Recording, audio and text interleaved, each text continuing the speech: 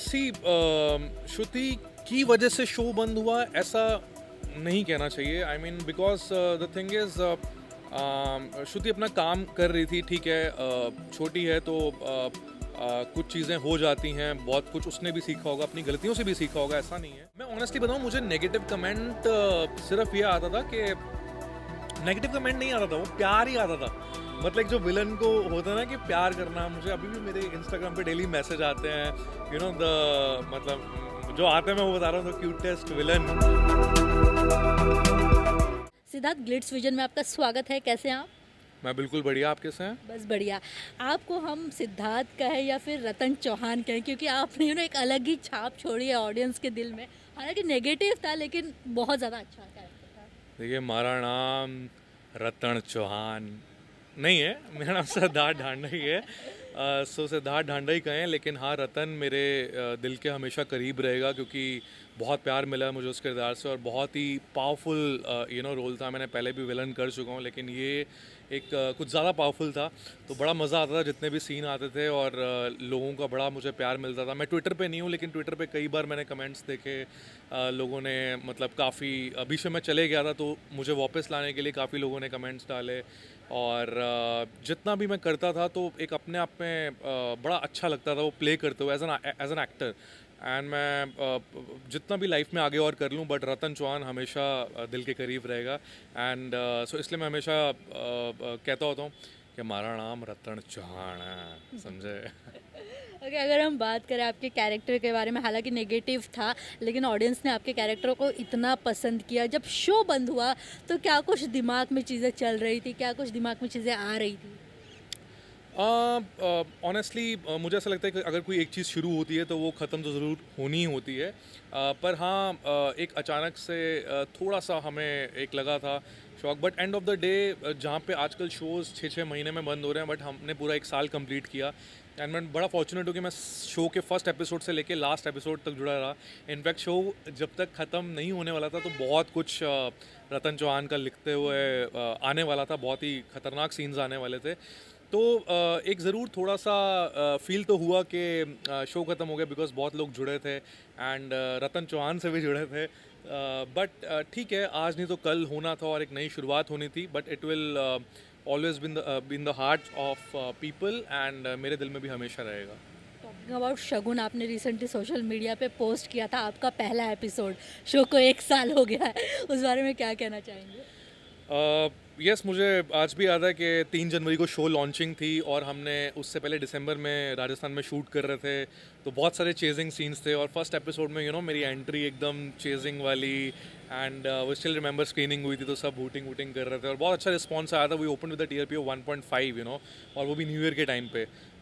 सो बड़ा अच्छा था। तो वही आज जब साल कंप्लीट हुआ था तो मैंने पोस्ट किया था, तो वो सब याद आ रहा था कैसे हमने, आई गेस किशनगढ़ में वो किले में हम कैसे शूट कर रहे थे। डे लाइट ख़त्म होने से पहले हमें वो सब सीन्स ख़त्म करने होते थे, एक्शन सीन्स, चेजिंग सीन्स, कहीं से कूदना, कहीं से जंप करना। सो वो सब याद आ रहा था। एंड बट अच्छा निकल कर आया था एपिसोड और लोगों का प्यार बड़ा अच्छा मिला था। So that matters a lot. Yes, show काफ़ी अच्छा जा रहा था, शो इवन टीआरपी में भी काफ़ी अच्छा था। But what was the reason जिसके चलते शो को बंद किया गया था? बिकॉज बहुत सारे रीजन सामने आए थे। सी ऑनेस्टली शो अच्छा जा रहा था और एक साल जैसे हमारा शो चला था, एंड टीआरपी ऊपर नीचे होती है, हर शो की होती है। बट आई थिंक एक चीज़ जब ख़त्म होती है तो कोई दूसरी चीज़ नहीं आनी होती है। सो मे बी एक 1 ईयर भी हो गया था और कहीं ना कहीं कॉन्ट्रैक्ट एक साल पूरा हो जाता है शो को, वो भी हो गया था। एंड मे बी शायद चैनल को कुछ और नई चीज़ों के साथ आना होगा।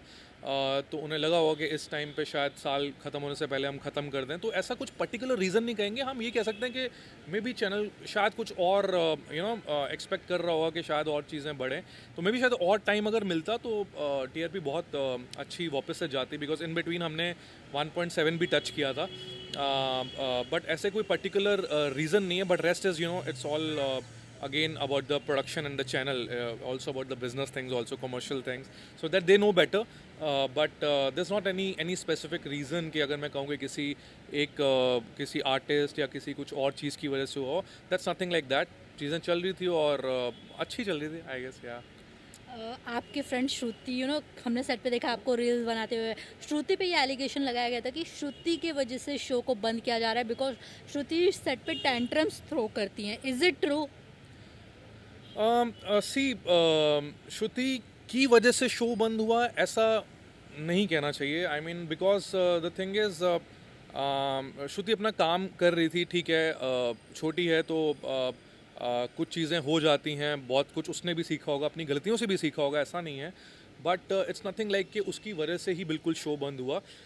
कुछ चीज़ें अगर वो कर भी रही थी तो उसने उस चीज़ों को समझा भी, but she was continuously working and I guess ये कुछ कुछ चीज़ें हर सेट पे होती ही हैं। बट अगर उस पर्टिकुलर रीज़न की वजह से कहें कि वो शो बंद हुआ है तो I don't think so, because बाकी आर्टिस्ट का बहुत इम्पोर्टेंस थी, रतन चौहान की भी इम्पोर्टेंस थी, तो ऐसा नहीं है कि किसी एक की वजह से पूरा शो बंद हो जाएगा। It's again because of the I am telling you about the channel decision और द प्रोडक्शन डिसीजन, में भी उनका म्यूचुअल डिसीजन होगा, may be that is the reason. या बट ऐसा कहा जा रहा था कि श्रुति के पेरेंट्स बहुत ज़्यादा इन्वॉल्वमेंट करते थे सीन्स को लेकर एंड श्रुति के पेरेंट्स ये नहीं चाहते थे कि वो शगुन के साथ सीन करे, ऐसा भी कुछ था? सी ऑनेस्टली मुझे ये सब तो नहीं पता, बिकॉज मैं जब आता था मैं अपना काम करता था, अच्छा काम करता था, श्रुति के साथ मेरे काफ़ी सीन होते थे, तो हमारा जो एक राइवलरी वाला था मैं उसके पीछे पड़ रहा था, हमारे सीन अच्छे निकल कर आते थे। शगुन के साथ क्या था क्या नहीं था, आई मीन उनके आपस की बात है, तो कोई चीज़ें लोग बोलते भी थे, कुछ नहीं भी बोलते थे, बट ये होता है, कई जगह बहुत अच्छा जम जाता है, कई जगह नहीं जमता है, बट दे वो वर्किंग एंड अगर नहीं भी जमा होगा तब भी वो काम कर रहे थे, ऐसा नहीं है।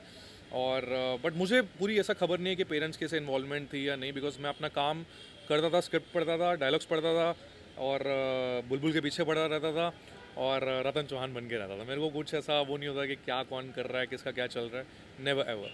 ओके, अब कहीं ना कहीं कांटेक्ट में हो आप श्रुति के, शगुन के, बातें होती है अभी भी? Yes yes, as a professionally हम इन्वॉल्व हैं ही अभी। जैसे I share on insta story जब 1 साल हुआ था तो शगुन ने भी शेयर किया एंड बुलबुल से भी मेरी बात होती है। शी वॉज टेलिंग कि अभी वो अपने एग्ज़ाम देगी और आगे भी कुछ महीने के बाद कुछ और चीज़ों की तैयारी करेगी।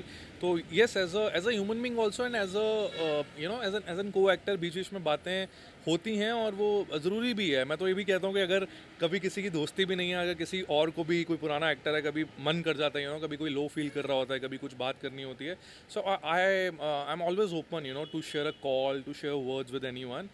सो या हमारी बात होती है, मुलाकात अभी नहीं हुई है सबसे, बिकॉज मैं भी उसके बाद थोड़ा सा बिजी हूँ इवेंट्स एंड ऑल में, तो यस।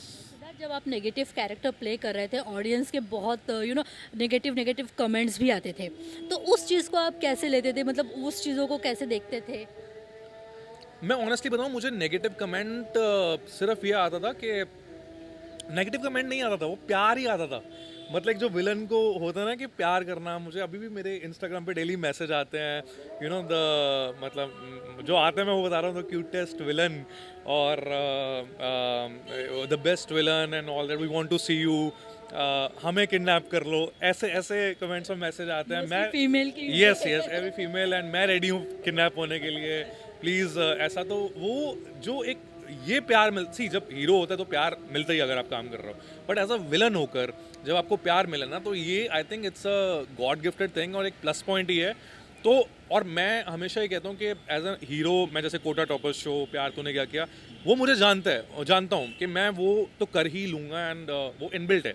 लेकिन डूइंग इस चेहरे के साथ एक विलन प्ले करना और आज के टाइम पे एक मेरे लिए एक यूनिक थिंग है। आई थिंक सबको वो इसीलिए चीज़ पसंद आ रही है, and if I want to go for the long run and to do something more, तो मैं positive, negative, psycho, romantic lover, हर चीज़ के लिए ओपन हूँ, and as an actor I really want to play more and more like that. Lastly any message to your audience जिन्होंने आपको प्यार भी किया है, आपको बहुत सारी चीज़ें भी बोली है नेगेटिव कैरेक्टर को लेके, उन लोगों को क्या कहेंगे?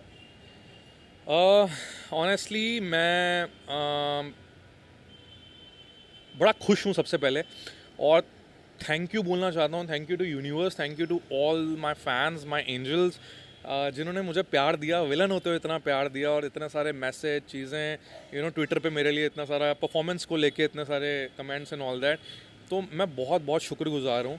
और मैं कोशिश करूँगा कि मैं उन सबको, जब मैं अलग अलग इवेंट्स पे जा रहा हूँ, तो मैं उन सब से मुलाकात कर पाऊँ और वो सब मिले मुझसे। और मैं यही कहूँगा कि आने वाले टाइम में मैं बहुत एंटरटेन करूँगा, बहुत सारी चीज़ों के साथ आऊँगा, तो अपना प्यार बनाए रखना। और जैसे कि मैंने आपको 1.5 साल पहले कहा था कि मैं कुछ क्रिएटिव चीज़ों में आने वाला हूँ, और आज हम 1.5 साल बाद मिले हैं, तो आज मैं फिर आपसे कह रहा हूँ कि इस आने वाले टाइम में और इस साल में मैं बहुत कुछ अलग अलग चीज़ों के साथ आने वाला हूँ, और इवेंट्स के साथ तो ऑफ कोर्स। एंड मैं आपके सामने एक रिवील कर देता हूँ कि मैं जैसे अलग अलग इवेंट्स पे जा रहा हूँ, लखनऊ जा रहा हूँ नेक्स्ट वीक, सो मैं फर्स्ट ओवरसीज़ भी स्टेप इन कर रहा हूँ। सो नेक्स्ट मंथ मैं दुबई आ रहा हूँ for the as a celebrity guest for the show. So वो एक you know again the creative thing which I am doing, you know stepping in to the different zone. So I wish कि मैं ऐसे ही धीरे धीरे international भी जाऊँ। So I am praying for that, manifesting for that, और उसके लिए मुझे प्यार चाहिए। And thank you so much Kajal, आपने टाइम निकाला और आप मिले हैं। एंड आई विश कि मैं जब आपसे नेक्स्ट इंटरव्यू करूं तो हम और चीज़ों के साथ मैं बताने का मुझे मौका मिले कि ये हो रहा है, वो हो रहा है, जैसे कि अब इससे 1.5 साल में सब कुछ चीज़ें हुई हैं।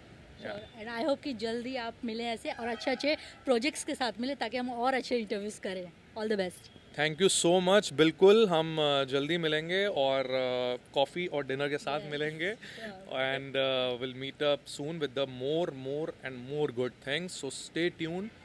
Siddharth Dhanda and Glitz Vijay. yes, so we'll meet up soon. Thank you so much. Much. Thank you. This is Shehzada Dhami, and you're watching Glitz Vision USA.